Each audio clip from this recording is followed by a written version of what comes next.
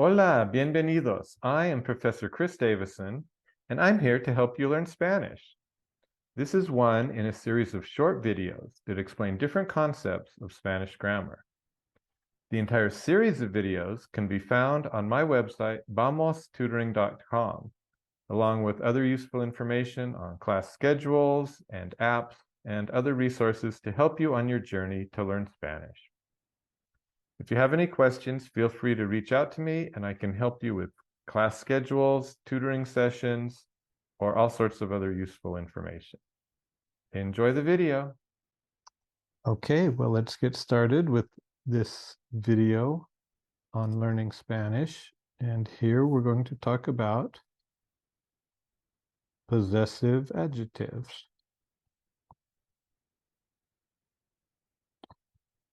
So like other adjectives we've talked about, these are going to modify or describe people, places, things.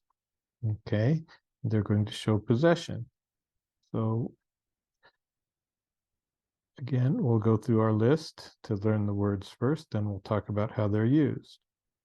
So repiten, we have me, that's for my, tú, your, su, his, her, its, your formal, if you're using the usted form with someone.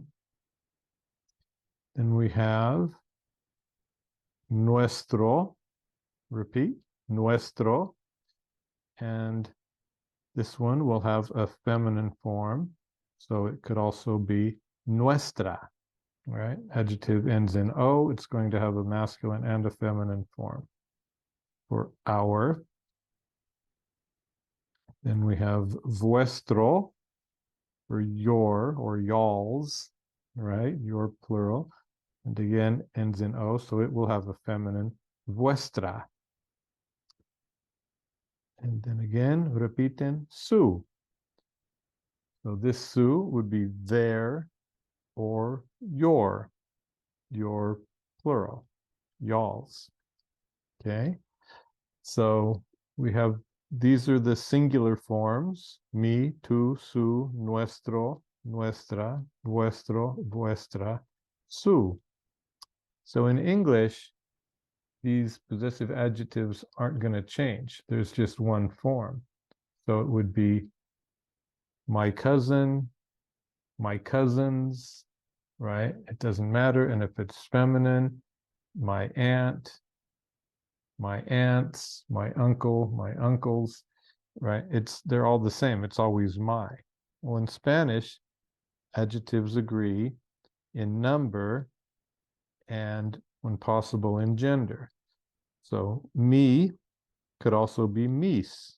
Repiten, mis, tus, sus, nuestros, nuestras, vuestros, vuestras, sus.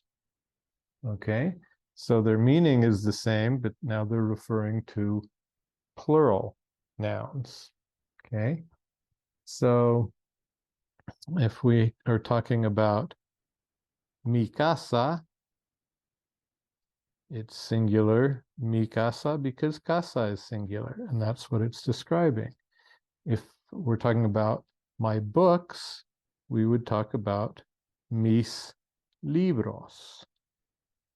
Okay, there's more than one book, so it's plural possessive adjective. Now, sometimes this confuses English speakers a little bit. So just remember, you're not talking about the person possessing it. You're talking about the noun being possessed. That's what determines masculine, feminine, singular, plural. But as I said, with these, the only ones that have a masculine, feminine form is the nuestro and vuestro. So if we said our class, nuestra clase, because clase is feminine. So it's agreeing with the noun it describes. If we were talking about our books, this would be nuestros libros. So it's masculine plural describing masculine plural noun. All right. So again, in English, we don't have so many different ones. It's just one possessive adjective. Spanish will have two singular plural, or in the case of nuestro and vuestro, we'll have four for feminine, masculine, singular, plural. Okay. And so when we look at su, sus, right?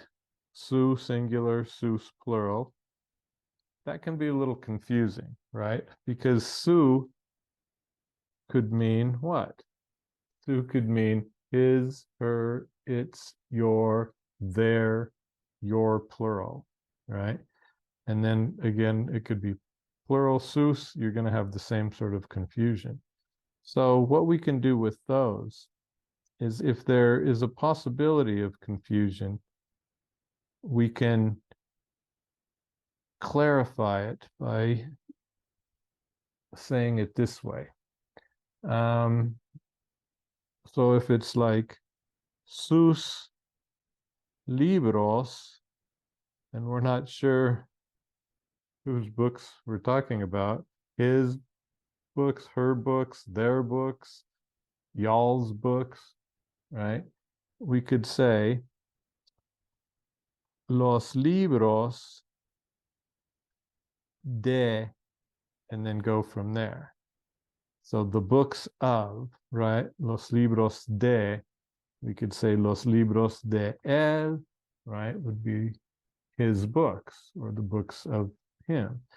Los libros de ella, los libros de usted, los libros de ellos, los libros de ellas, los libros de ustedes.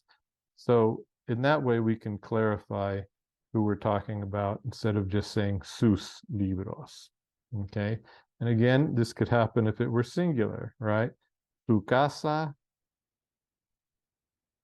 could be la casa de él, la casa de ella, la casa de usted, to clarify who su is.